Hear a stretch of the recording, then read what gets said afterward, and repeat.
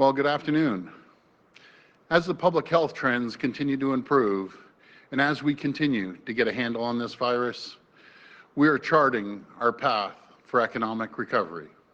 My friends, we're getting Ontario back on track, and that means putting people to work. It means getting things built, because there's no better way to get people to work, to stimulate the economy, to drive investment and create jobs. There's no better way than putting Ontario to work. And getting things built, getting infrastructure built, it means roads, bridges, highways, transit, and subways. These infrastructure projects serve our communities, and building them will put tens of thousands of people back to work. This is how we're going to restart jobs and development. It's how we're going to strengthen our communities, and it's how we're going to create opportunities for people.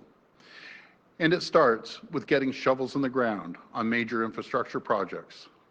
That's why our government is investing over $2.6 billion in highway construction projects this year alone. We're widening Highway 3 between Essex and Leamington from 2 to 4 lanes. We're widening the 401 between London and Tilbury from 4 lanes to 6 lanes. And we are twinning the Garden City Skyway on the QEW going into St. Catharines. These are just some of the projects that we're investing in, we're making to upgrade Ontario highway system. And for every $1 million spent on highway projects, we generate $660,000 in real GDP. That's $660,000 in economic activity through direct and indirect construction jobs. And now more than ever, these investments are critical to getting our economy back on track. That's why we're working on legislation that, if passed, would help build our highway faster. Because people are tired of the potholes, people are tired of being stuck in traffic. So we're going to repair, resurface, and widen these roads. This legislation will also help put affordable home ownership within reach of more Ontario families. We know people are looking for affordable places to live, and we know that people want to live close to transit, good schools, and good jobs. And this dream shouldn't be out of reach for so many people. That's why we're going to build more transit-oriented communities, instead of building standalone subway stations or train stops. We want to be smarter about how we integrate transit into our communities, to have the private sector help pay for the new stations, and at the same time, build more housing options. And we have already proven these partnerships work at the Woodbine and Mimico GO stations. We want to keep this going. My friends, together, we're going to get things built. Together, we're going to get Ontario back to work, and together, we will come back with vengeance. Before I pass it over to Minister Mulroney, and we've been working hard on this, and I want to start off with thanking all the Chief Medical Officers of Health, Chief Medical Officer of Health in Essex-Windsor, Dr. Ahmed, along with Dr. Williams and Dr. Heyer and Matt Anderson. I could list them all. I apologize if I've left any of the doctors out. Most importantly, out of anyone, I want to sincerely thank the people of Leamington and Kingsville for being as patient as he had been. I want to thank the farmers for their cooperation over the weekend and on Friday when we got on a conference call. And I want to reach out to the workers. Thank you for your cooperation.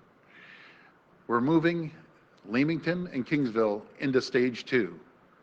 As of 12:01 tomorrow morning, these communities can join the rest of the province in reopening.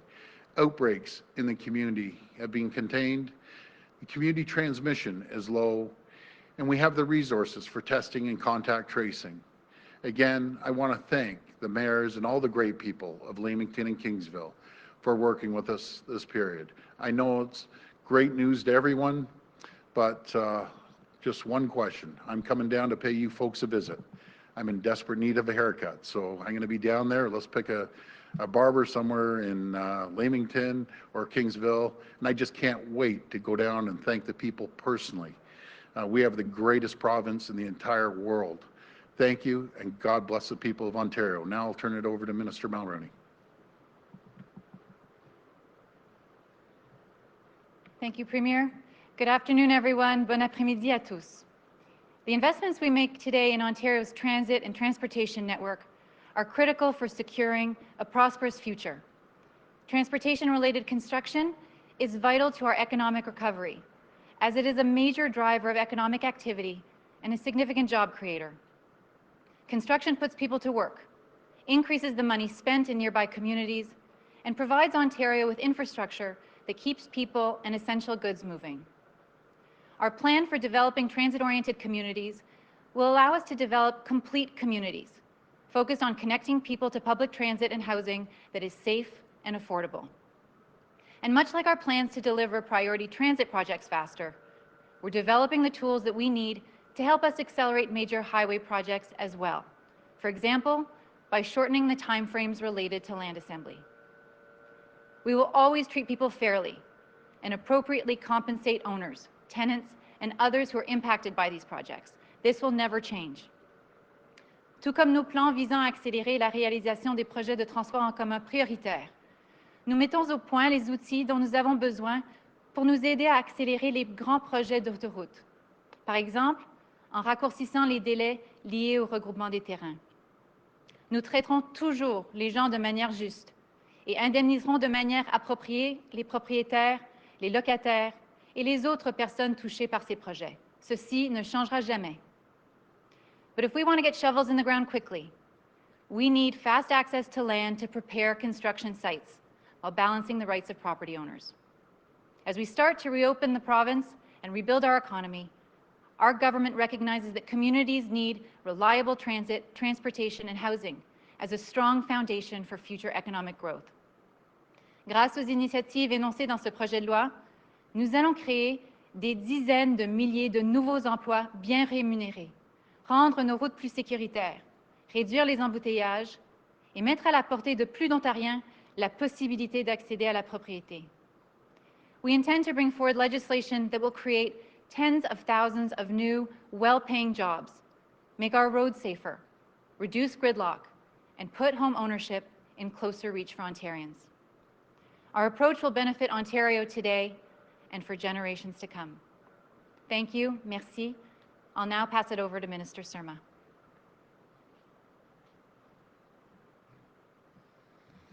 Good afternoon. Under the leadership of Premier Ford and Minister Mulroney, we have made public transit a top priority in the GTA. We have agreements with York Region and the City of Toronto to achieve our shared goals.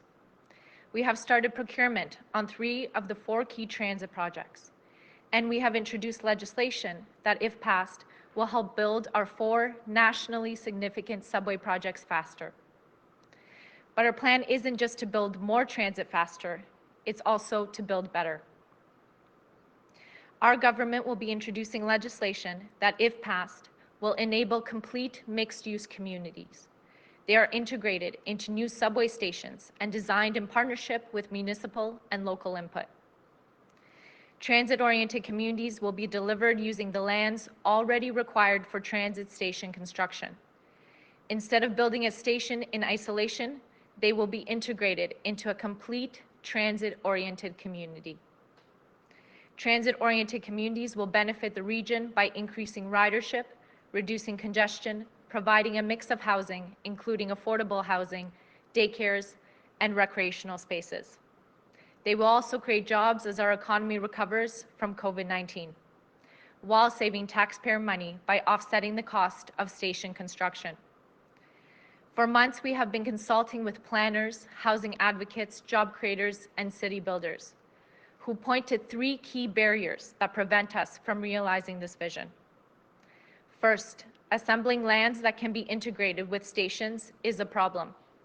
The process is far too long and can take decades to materialize. And the current planning and zoning process must provide more flexibility and certainty to build communities around transit stations. We intend to work with municipal partners. Together, we will develop a time-bound review and approvals process and use provincial tools like ministerial zoning orders only when needed. in keeping with our current memorandums of understanding. Finally, the province lacks the ability to enter into commercial arrangements with the private sector. These are required to allow the province to capture revenue from transit-oriented community projects and can be used to offset station construction costs and deliver more affordable housing and other amenities. Residents have raised concerns as to why nothing gets built and why it takes so long. We are making changes to finally address this. We will build faster and we will build better. We're committed to building a transit system that will get people moving, reduce congestion, and drive economic recovery from COVID-19. Thank you. Okay, we'll go to the phone line for questions. Well, before I start off, I have to tell you, it's so nice to have the greatest Deputy Premier, Minister of Health back in action, and you look so refreshed. That's great, Christine. But the ironic thing and the truth of the matter is, it's never a break. Even when Christine was away, she was on cabinet calls. The phone was ringing constantly. So I guess this is all part of the job. But at least you were able to get away for a day or so. But let's start off with the questions. And I want to thank the media for not hitting me hard on health questions when my commander-in-chief wasn't with me that day. Okay, we'll go to the first question. First question comes from Lucas Meyer from News Talk 1010. Hi, Please Lucas. go ahead. Hi, good afternoon. And speaking of that, it's a question for Minister Elliott.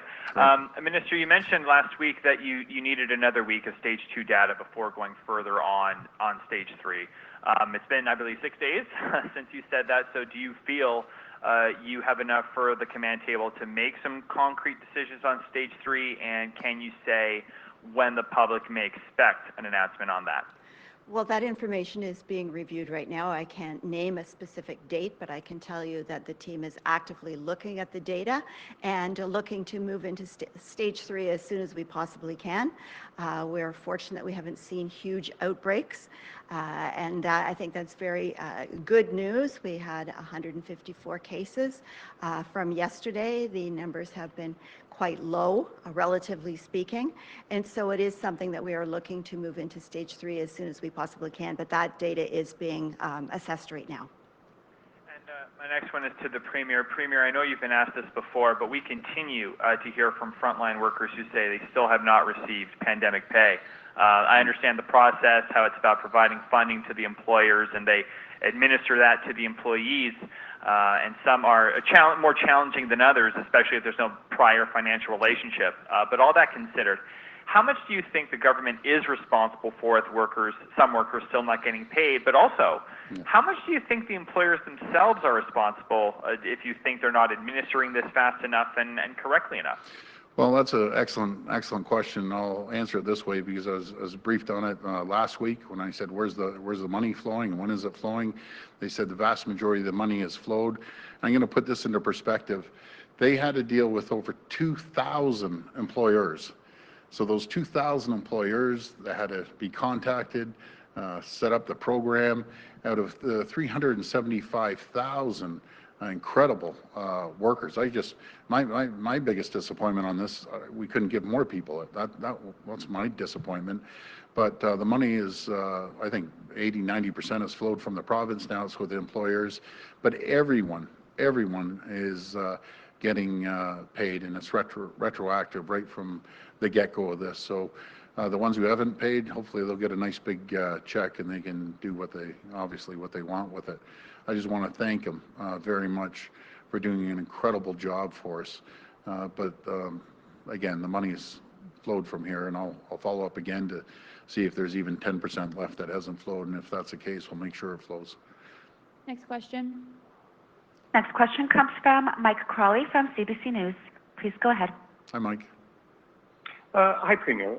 Just wondering about some concerns around the province's move here on fast-tracking these developments around transit stations. Are there any risks to this that you'll be overriding in addition to property rights, environmental assessments, any of those kinds of things? Or do you see is there any downside that you would acknowledge to the fast-tracking that you're going to do? Before I pass it to Minister Surma, People are tired of waiting. You know, Mike, you've seen it. You've been around for a long time, so have I, and you've seen this delay after delay. Now we have everyone on side. We have the council and the mayor on side in Toronto and up in York Region as well. And I want to thank everyone for their support. We aren't going to take any shortcuts. We're going to cross the T's, dot the I's, but we're going to do it much quicker than the typical way government does business. But I'll pass it over to the minister. Thank you. Thank you very much, Mr. Premier. And to add to your comments, I just want to emphasize how critically important continuing engaging with our municipal partners is, as well as local input for this process. In fact, I would say that local input is key to this program's success. And so we have formed a historic partnership with the City of Toronto in terms of building transit faster, and we're going to continue down that path and continue the engagement with our municipal partners as well as local communities. And my next question is for my colleague Lisa Shing for the Premier in relation to the announcement from Minister Lecce of the plan to end streaming in high school. What supports are going to be put in place to help make sure the students who might struggle in some of the courses, academic courses, will be able to succeed in high school? And what specific things are you going to do to make sure that young people who experience anti-Black racism get equal opportunities in the system going forward? Yeah, well, good question, and the minister will be out this week. He'll be making that announcement. But we're the only province in the entire country that does this, and it really is. It's not fair to certain groups of students. You know, you're really almost stigmatizing one group, saying, okay, you're only gonna go to, you know, X amount grade 12, and then you're going to college. And by the way, I think college is fantastic, and trades are great. So 50% of Black students don't go on to the academic side of high school, which is unfair when one in five or vast majority of students, let's say 90% or 80%, I should say, go on to the academic level. And the other thing that I've never found fair with this, you're asking a 14-year-old child to make a decision in grade 9 where the rest of their high school career and post-secondary schools that they're going to. And it's just, I just don't think it's right. It's a broken system. We've heard nothing but positive remarks from communities, and I've heard it from teachers, I've heard it from everyone across the board. So I think it's a really good move for the parents and the students and the teachers. Next question. Next question comes from Randy Rath from CHTV. Please go ahead. Hi, Randy. Hi, Premier. There's a growing body of evidence that the primary transmission route for COVID is airborne, and that people don't need to be coughing or sneezing to spread it into the air, that they can simply be talking or breathing, for that matter. I'm wondering, is this not a bad sign going into stage 3 for the hospitality industry? Like, you can't go to a restaurant and have dinner wearing a mask. You can't sit at a bar wearing a mask. Is this going to, preclude restaurants and bars from opening up inside until there's a vaccine? Well, I don't think it's going to preclude restaurants from opening up, but let me pass it over to the Minister of Health. Thank you. Well, there's still a lot about COVID-19 that we don't know about, but the evidence to date suggests that it is droplet spread, and that can happen if people are sitting very close together. Singing sometimes can be a problem, coughing and so on. But in terms of people respecting social distancing, being out on patios right now, the public health is satisfied that that's not going to transmit COVID, but we have to be concerned about indoor establishments. And so when restaurants do open fully inside, again, people will have to be seated some distance apart from other groups. But if they go out with people that are in their social circle, then that shouldn't be a problem in terms of those are people that are all together in the same group, that they are only within one circle. If someone does, for whatever reason, come down with COVID-19, then the contact tracing will be easier and easier to contain. So we still need to be very careful as we open up the economy, as we move into stage 3. There are many considerations that have to be brought to bear, but we certainly know that there are many restaurants that are willing to make the arrangements that public health requires in order to be able to safely open, even if it's only at perhaps 25–30% capacity. But that is an issue that definitely will be borne in mind. Yeah, okay, this next question may be for the minister as well. You see in other jurisdictions that the testing method, they're using saliva-based tests as opposed to sticking the swab halfway to your brain, up your nose. Why isn't Ontario using that method? And wouldn't it be easier and better to have a less invasive test when we're sending kids back to school, and if they show up, they're going to need to show up with symptoms, they're going to need to be tested? Wouldn't it just simplify the whole system? Well, they are less invasive, the saliva tests, there's no question about that, but they're also less accurate. So we are finding that the nasal swabs give the best results, the most accurate results, and that's what we really need right now. Not to do the test just for the sake of doing a test, but doing a test that's going to accurately tell you whether someone has COVID-19 or not. So as far as children are concerned, there's no question that you need to have someone that's very experienced with dealing with children, especially small children, as they may wriggle a bit, and they also have more delicate nasal passages. So whoever is going to be doing that testing needs to be very experienced with that. Next question. Next question comes from Matt Simard from Radio Canada. Please go ahead. Hi, Matt. Oh, hi, Premier. I would like to know what you thought of large crowds at several beaches in Toronto over the weekend.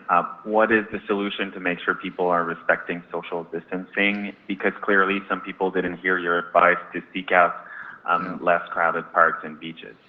Yeah, good question, Matt. You know, I saw pictures of Center Island. It was one of the islands. It was just absolutely packed. And again, all along from day one, Matt, we've relied on the people and have done an incredible job. And that's the reason we're in good shape compared to other regions our size in North America, is because the people listen. I just, ask the people, plead with the people, practice social distancing. It's critical. The other, when you analyze it, Matt, I sat back and I thought, okay, this is happening more and more. We've seen. Do you know what it is? There's so many people living in condos in downtown Toronto. I feel sorry for them. They want to get out. You start going squirrely in a house or a condo or townhome.